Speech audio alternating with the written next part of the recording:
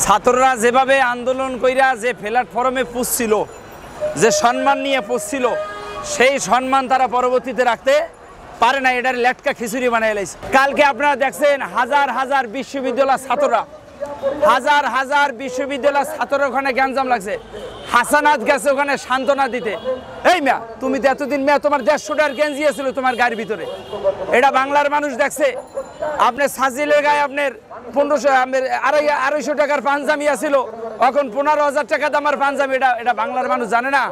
টাকা যে দুর্নীতি হইতেছে এটা বোঝে না? আপনার সচিবালয়ে আগুন রাখছে, হাজার হাজার মানুষের চিকিৎসার কাগজের জমা দিয়ে দিয়েছে, এই টাকা এখন পর্যন্ত অনেকে পায় নাই। তো বর্তমানে সমন্বয়ের যারা আছে এই নামটারে বিলুপ্ত করতে হয়, এটা একবারে বাজেয়াপ্ত করা উচিত। বাংলাদেশে বর্তমানে প্রধান উপদেষ্টা ডক্টর ইউনূস সাহেব যিনি আছেন তার দৃষ্টি আকর্ষণ করব, সেনাপতির প্রধান যিনি আছেন তার দৃষ্টি আকর্ষণ করব, এমনকি রাষ্ট্রপতি যিনি আছেন, আপনাদের তিনজনের কাছে এই দেশ নির্ভরতা। আপনারা যেভাবে সার্বকাল হয়ে পড়ছেন, এই সার্বকাল হয়ে জীবনে দেশ চলে না।